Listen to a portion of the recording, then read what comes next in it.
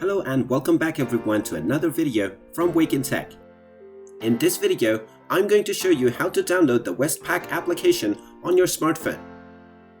To find out how, make sure you watch this video all the way until the end, and before we begin, just hit that like and subscribe button real quick and let's get started. If you're on iOS, then make sure you open up your iOS App Store.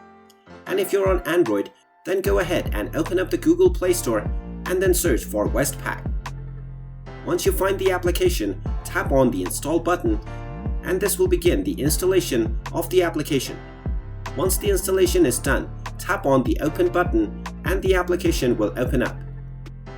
And now you can log in by tapping on Existing Customer or open up a new account by tapping on New to Westpac.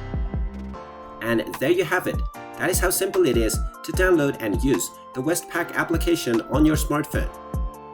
If you find this video helpful, make sure you hit that like button and subscribe to our channel if you haven't done so already. Also ring that notification bell to never miss another update from us. Thank you for watching and I will see you again in the next video.